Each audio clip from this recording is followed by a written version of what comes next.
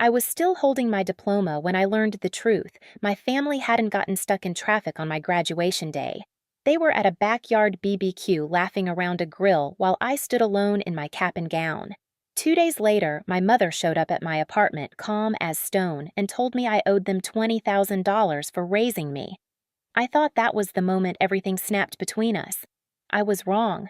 The real breaking point came when they returned with a truck and discovered something they never expected. Would you believe what happened next?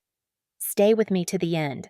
My name is Savannah, and for most of my life I believed that if I worked hard enough, stayed quiet enough, and carried enough of the weight, my family would finally see me.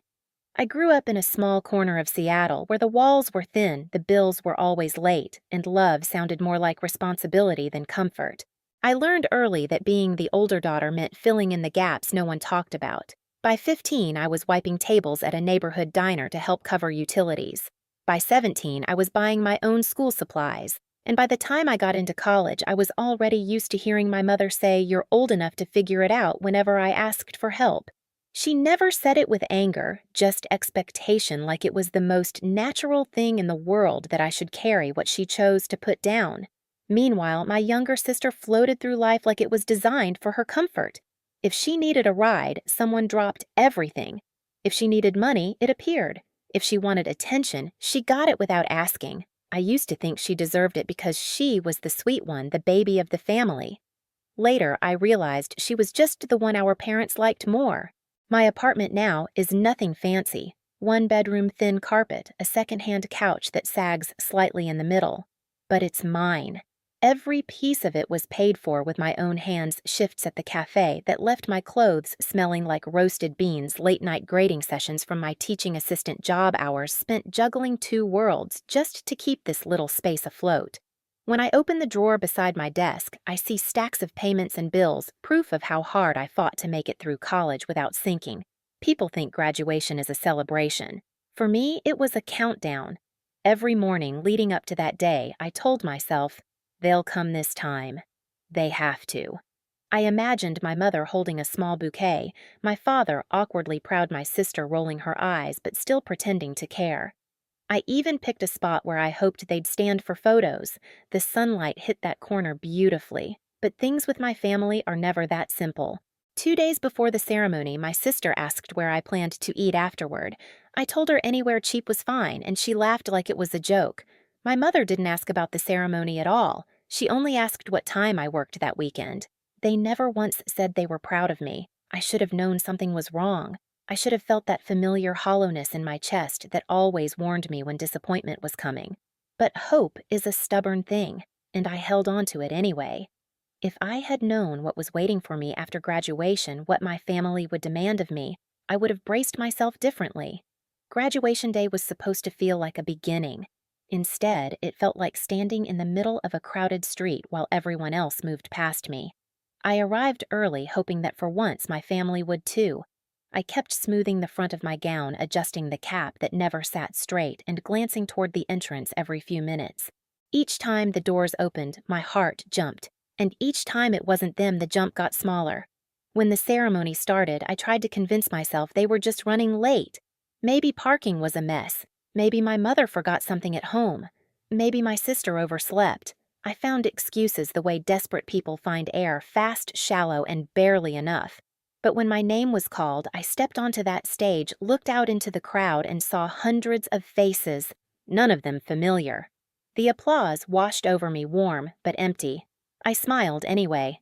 I always smiled. It was easier than letting anyone see the truth. Afterward, I waited outside near the big fountain where all the graduates were taking photos with their families. I held my diploma, tracing the embossed lettering with my thumb, pretending I wasn't checking my phone every 15 seconds. My mentor from the university found me and offered to take a picture with me. I forced a laugh and said, "They're on their way." It felt like lying with a knife pressed just under my ribs.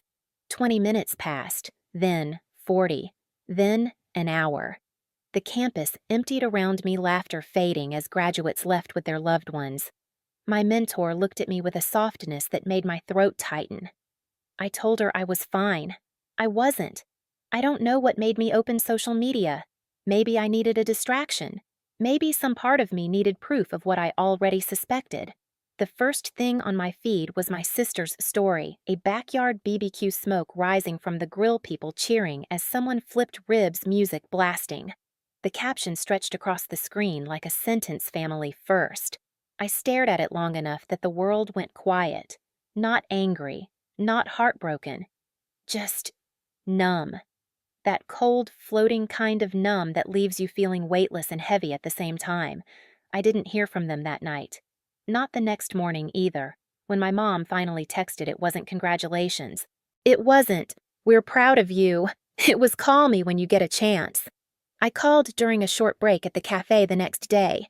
The espresso machine hissed behind me, customers murmured in line, and my own heartbeat filled the silence between rings. She picked up on the third one. Her tone was strangely calm, almost rehearsed. She said she and my dad had been thinking about my future. They wanted me to step up more.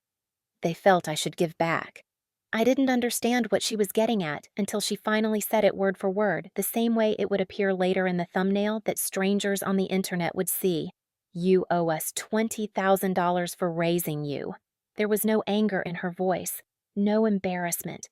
It was as casual as asking me to bring milk home. I thought I misheard her. I asked her to repeat it.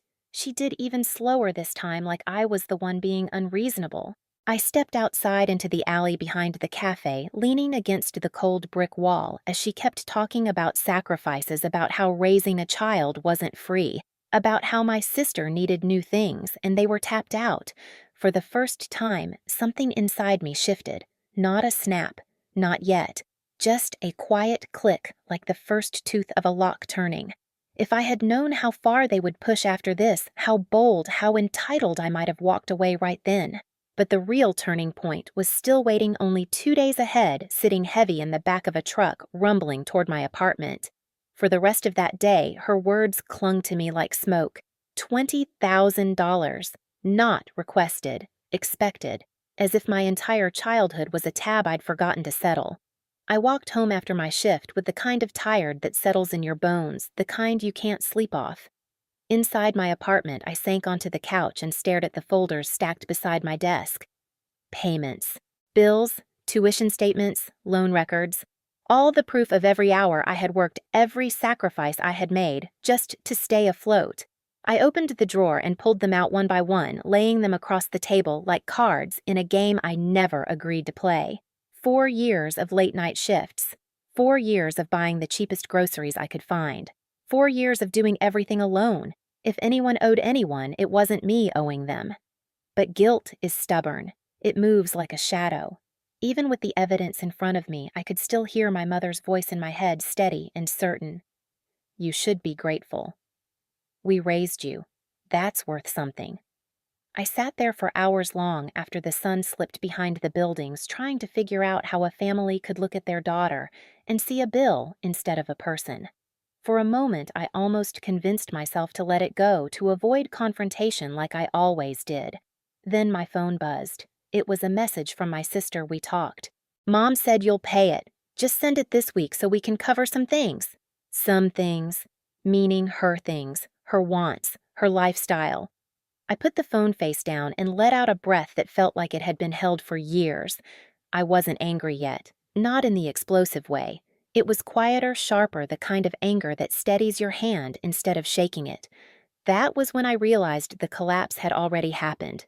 Not between me and them, but inside me, every excuse I'd ever made for them, every justification, every scrap of hope that they might someday show up when it mattered. It all fell apart in that moment, and in the empty space that collapse left behind, something new settled in. A boundary, a line. I picked up my phone and typed a single word. No, I didn't add explanations. I didn't soften it. I didn't apologize. Minutes later, my mother called. I didn't answer. She called again, then again. The tone of her voicemail shifted each time from confused to annoyed to furious. My father tried next, his voice stern, demanding. I put the phone on silent and watched the calls stack up like proof of their entitlement. The next morning, I woke to a final message from my mother. "If you won't pay it," said, "we'll come get what we need." For a second, I thought she meant furniture or appliances, something practical. But when she added, "We'll bring the truck," a cold knot formed in my stomach. They weren't coming to talk. They were coming to take. And for the first time in my life, I felt something powerful rise in me. Not fear, not guilt, but readiness. If they were bringing a truck, they were about to learn exactly what I had left for them. They showed up on a Saturday morning just after 9, when the hallway of my building was usually quiet except for the hum of someone's dryer down the hall. I heard the truck before I saw it, the low, heavy rumble vibrating through the thin walls like a warning. When I stepped to my window, I saw it parked across the sidewalk, blocking part of the entrance.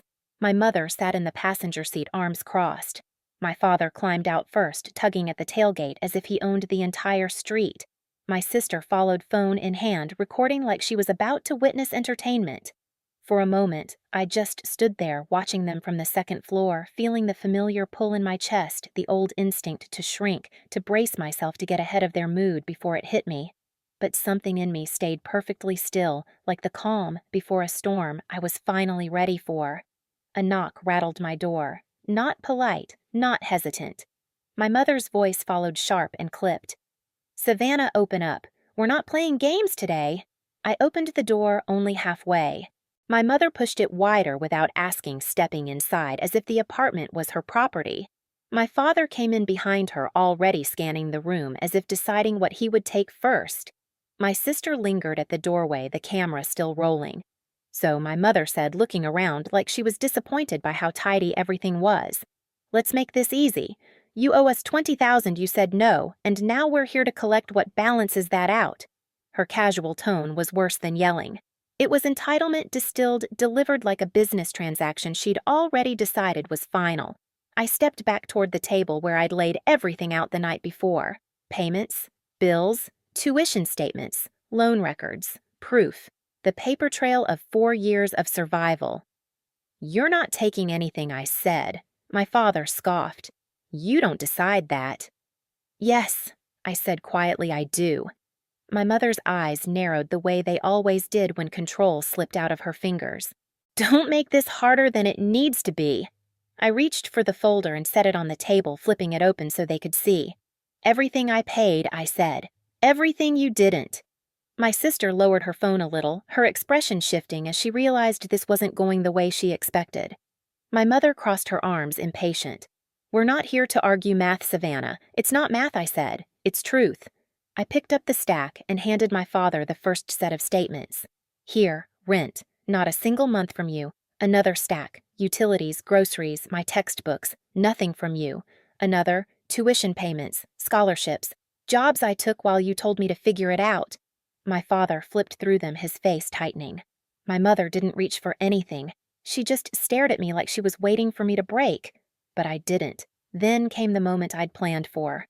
A knock at the door behind my sister. She turned, startled. Standing there was my mentor from the university, hands clasped, expression steady. I had called her that morning, quietly asking if she could stop by. She'd seen everything I'd worked for, everything I'd sacrificed, everything my family didn't show up for. She stepped inside. "Is everything okay here?" My mother bristled. "This is a family matter." My mentor looked at me instead of her. "Savannah asked me to bring something." She pulled out a sealed envelope and placed it gently on the table. Confirmation of her academic records and financial aid history. My mother flinched just slightly. I opened the envelope so they could see the summary inside. My scholarships, my work-study hours, the support the university provided, the part-time wages documented, every piece of evidence showing how little they had contributed. My father's jaw clenched. My sister lowered her phone entirely now. My mother tried one last card. "We still raised you," she snapped. "That has value." I met her eyes. "Then why didn't you show up for the one day that value mattered? Silence. Real silence. The kind that flattens everything in the room." My mother's face hardened. "Get your things," she told my father. "We're leaving." My father didn't move at first. He kept flipping pages even though he wasn't reading them anymore. Finally, he set them down and walked out without another word. My sister lingered, looking at me like she wasn't sure what to say. Eventually, she followed them, the phone limp in her hand. From my window, I watched them climb into the truck. The engine started. The tailgate slammed, and then slowly the truck pulled away empty. They had arrived ready to take pieces of my life with them.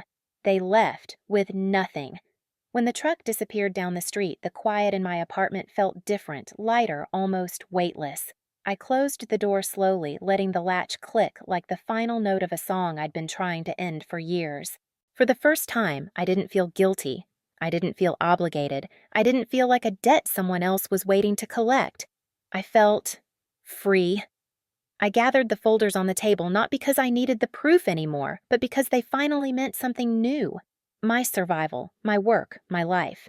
Later that afternoon, I walked to the hardware store nearby and bought a new lock, the kind with a solid click and a clean finish. As I installed it, the metal felt cool under my fingers, grounding steady. When the deadbolt slid into place, it felt like drawing a line across my entire past. In the days that followed, I kept waiting for the familiar tug of guilt to return, but it didn't. What stayed instead was a steady, quiet pride proof that choosing myself wasn't selfish, just overdue. My family may have walked away empty-handed, but I walked forward with something they could never take back: my boundaries, my future, my voice. If this story hit a nerve for you, tell me in the comments. And if you want more stories like this, make sure to subscribe.